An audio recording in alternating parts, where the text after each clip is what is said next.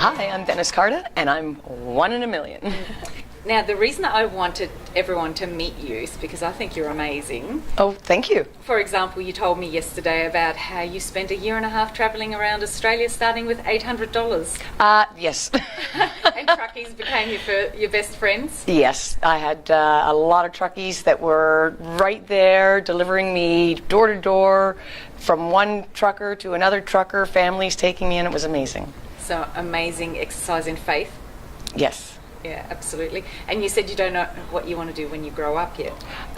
I'm still figuring that out. I don't know if I'll ever grow up. I don't really plan on that, but that means I just have an endless opportunity to continue seeking, improving, and finding different avenues that bring me pleasure. And one thing you shared with us late last night, I don't know if you're happy to share again, but you've got the most amazing story of what happened with your daughter and then ultimately your husband and how it was the biggest blessing ever. Are you happy to share that? Was, sure.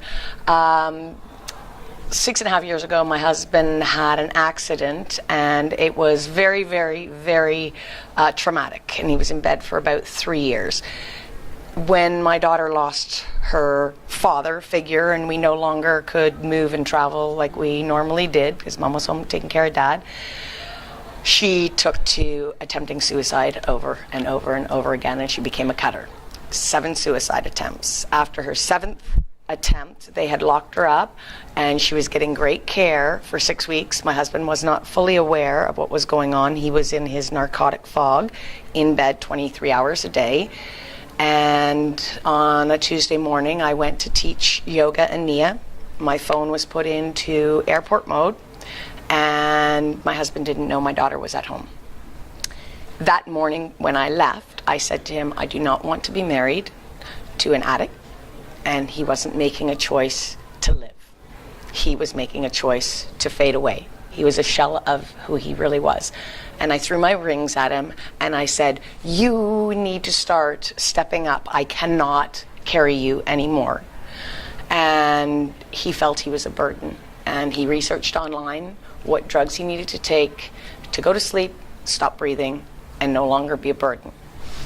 What he didn't realize was my oldest daughter was at home that day, and she came up to ask Daddy a question. And she shook him, and he was unresponsive. She called me, I was unresponsive, so she needed to step up.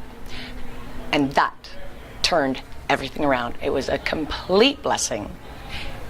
He began to think of more than just himself, and she began to think of more than just herself. The shift was miraculous. It was amazing. So much change happened. His care, his medication, her treatment. She's never attempted suicide again. She doesn't cut anymore. She's not on drugs. He's on no more narcotics. He's still struggling with some other issues, but it's been a journey. Far out. Yeah. Yeah. That is a very cool story. Yeah, So yeah. I think you're definitely one in a million. And what I want to see is you come to Australia Again. on a speaking tour Oh, wow. and share that story with lots of people. But in the meantime, I'll share it for you. Oh, thank you, thank you, thank you. And I would love to come join you. Thank you so much, Denis. Awesome.